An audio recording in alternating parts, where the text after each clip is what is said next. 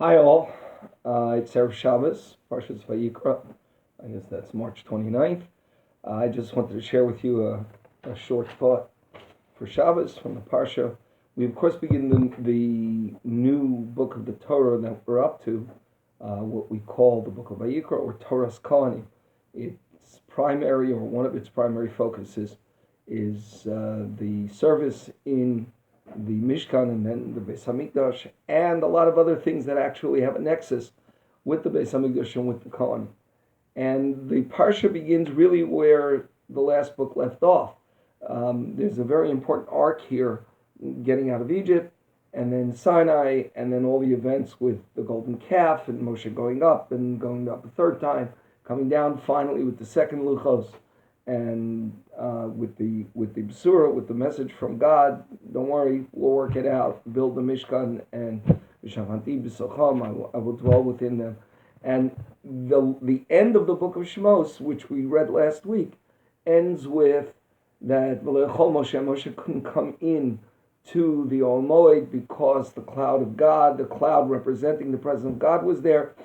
And then eventually the cloud lifted, Vayikra el Moshe. And God called to Moshe. Moshe specifically. Not anyone else. According to Rashi, nobody else heard it. And Rashi even says that the word Vayikra is a very important word because it shows chiba, it shows love. Whereas with all the other prophets of the other nations, like Bilam, for example, it says Vayikar, not Vayikra. The aleph was left off, which indicates just a very superficial connection that he happened to call to be in touch. You happened to get a phone call. Whereas Vayikra, Moshe was called by God specifically. Come, Moshe, I'd like you to be here. I want to speak to you specifically. And so if you look in the text of the Torah itself, you will see that tradition shows us that the aleph of Vayikra is smaller. It's smaller than a normal aleph, and it's smaller than the other letters in the word. And so the word is complete, but the aleph is smaller. And so the Baal HaTurim points out that it was a function of Moshe's humility, that he didn't want there to be this Vayikra, this unique and special, loving, individual statement that God called to him. He was ready to leave the aleph out, but he couldn't do that, of course. So he made it smaller, as if to say, no, don't read it that way. And I'm certainly not disagreeing with the Baal HaTurim, but I'd like to take the idea and just suggest a different focus, a different nuance, specifically with respect to Moshe. Because we could have a longer discussion, and we've discussed it many times, what exactly humility is. Humility is knowing exactly who you are and what you are and what you're capable of. It's not saying I can't do what I'm capable of doing. It's using language, even when you have to be in a particular position, that is with a little bit of introspection, which is with a little bit of perspective. But Moshe, we find throughout his life a very basic idea that is a hallmark of his leadership, and it is a hallmark of what he tries to teach everybody else. And that is that, but with Moshe, it was never about him. It was always about the Jewish people. It was always about somebody else.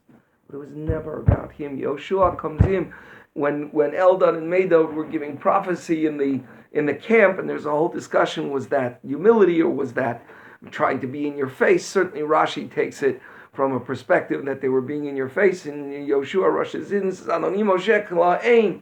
Right? Put them in jail or destroy them, whatever. There are whole discussions there. It's an important discussion. But Moshe says, why? Mi yiten kol am Hashem neviim. Let everybody be a prophet. It's not about me. My job is to serve the Jewish people. My job is kasher yisrael menas hayonek, that I'm supposed to hold them and lift them up. That they rise up in their prophet, it's great, because it's not about me.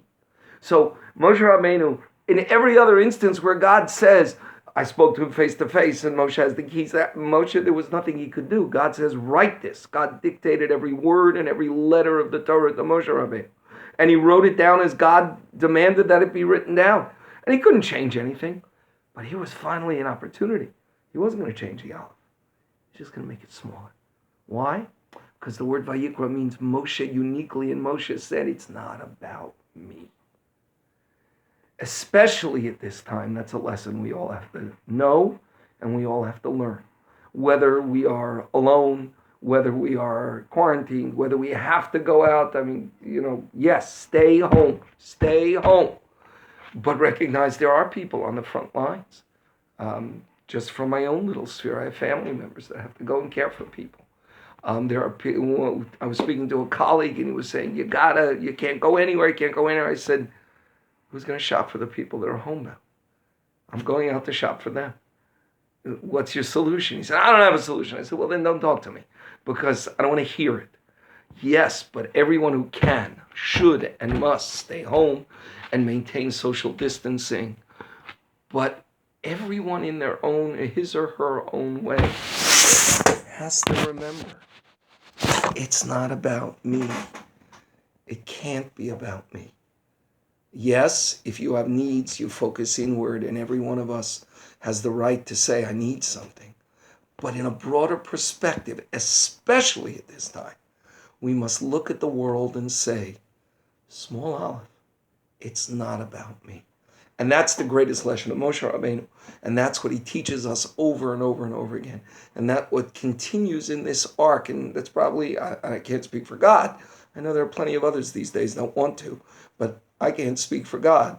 But maybe that's why God purposely continued this arc, calling to Moshe, because he wanted all of us. Whenever Moshe went to the Oel Moed, everybody watched him because he wanted us all to watch that. And remember that especially in times of difficulty, especially in times of trouble, we have to remember it's not about me.